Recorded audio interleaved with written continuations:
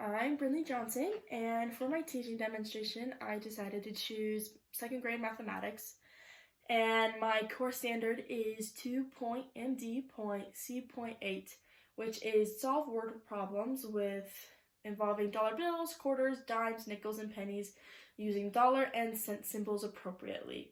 So to start off my class, I'm going to have each kid grab a coin sheet, and these coins all on here should add up to $1. And then they're going to get a brand new sheet of paper. They'll have scissors, a pen or a pencil, and they will be getting glue, but in my instance they're going to be getting tape. And then they're going to be getting this sheet of paper that has some squares on it that we're going to cut out. For me, what I'm going to be doing, I'm going to be reading Alexander Who Used to Be Rich Last Sunday. It's a book about this little boy who isn't rich anymore because he spent all of his money on some random things and he wanted to be rich, but instead of being rich, he just has bus tokens now.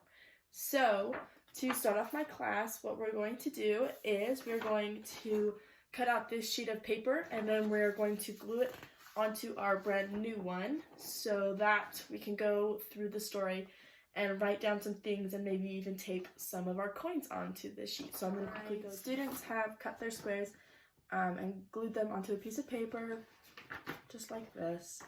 I'm going to go through the story, and with my makeshift whiteboard, we're going to write down what Alexander spent his money on and how much he spent his money on. And I'm going to have my students put their sheet of paper to the side, and we're just going to go through the story real quick, and I'm just going to have them listen, and when he spends his money on something, we're going to stop the class and I'm going to have them answer the question. So let's get to reading the story. It isn't fair that my brother Anthony has $2, 3 quarters, and 1 dime, and 7 nickels and 18 pennies. It isn't fair that my brother Nicholas has $1 and 2 quarters and 5 dimes and 5 nickels and 13 pennies. It isn't fair because what I've got is bus tokens, and most of the time what I've mostly got is bus tokens. And even when I'm very rich, I know that pretty soon what I'll have is bus tokens. I know because I used to be rich last Sunday.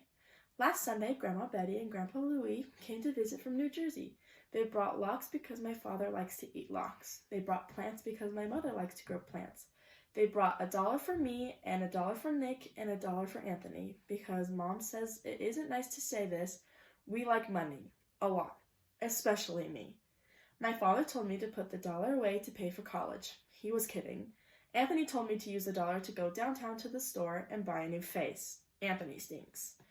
Nikki said to take the $1 and bury it in the garden, and in a week a Dollar Tree would grow. Ha ha ha. Mom said if I really want to buy a walkie-talkie, save my money. Saving my money is hard.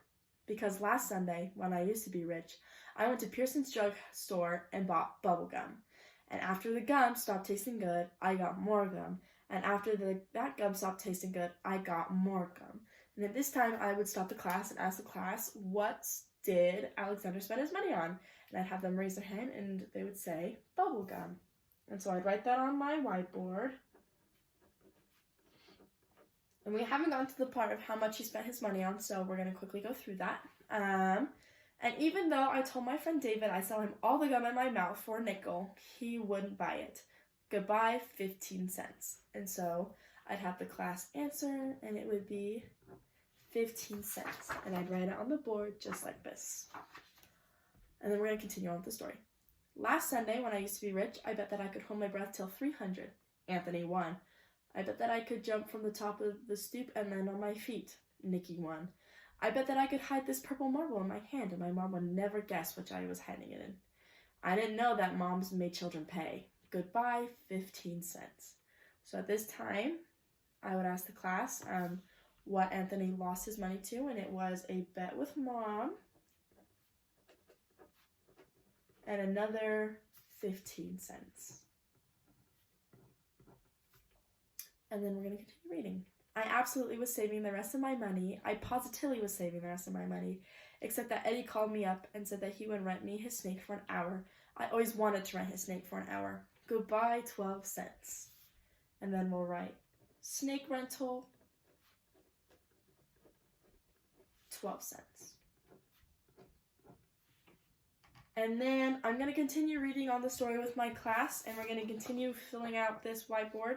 And then once the class is all done, we will get together and we will add the coins into this. So now that my students have filled out their sheets, it should look a little something like this.